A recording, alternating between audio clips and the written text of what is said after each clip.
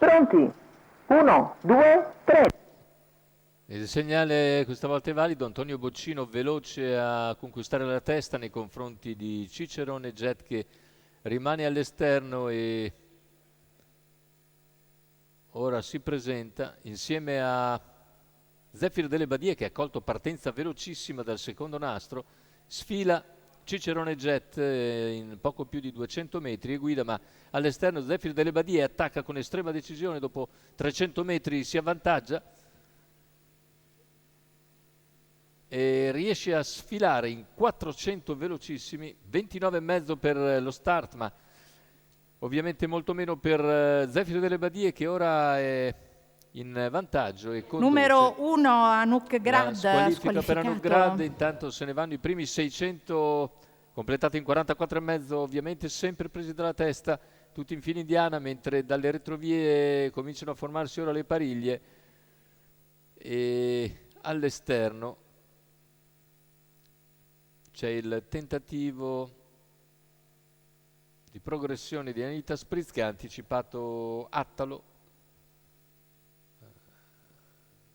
In vantaggio comunque sempre Zeffir delle Badie su Cicerone Jet che accenna a spostare per marcare Anita Spritz, poi ritorna sotto. Anita Spritz comunque continua a progredire gradualmente, si trascina sempre Attalo, quindi Blasco Real, seguito a sua volta da Cabiria GSO.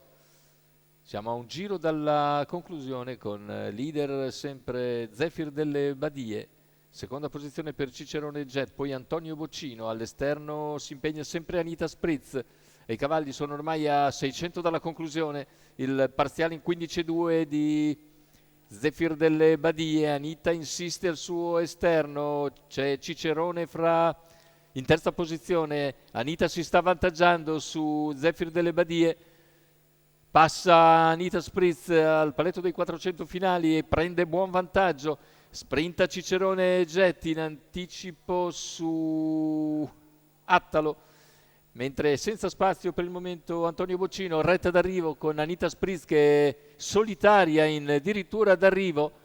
Si accende la lotta per il secondo posto, mentre Anita Spritz va a vincere, si invola. Il secondo posto è infine per Cicerone Jet che precede Blasco Real.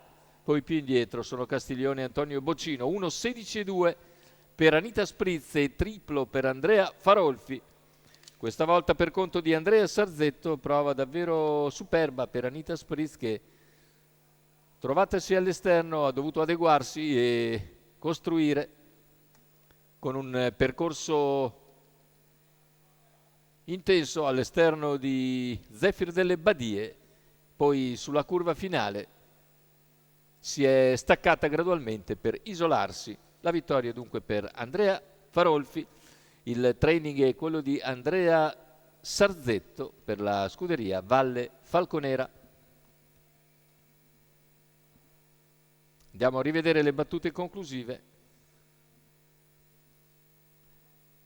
5-4-13, questo dovrebbe essere l'ordine d'arrivo, naturalmente da confermare, ed è tutto per l'Ippodromo Arcoveggio per il convegno odierno.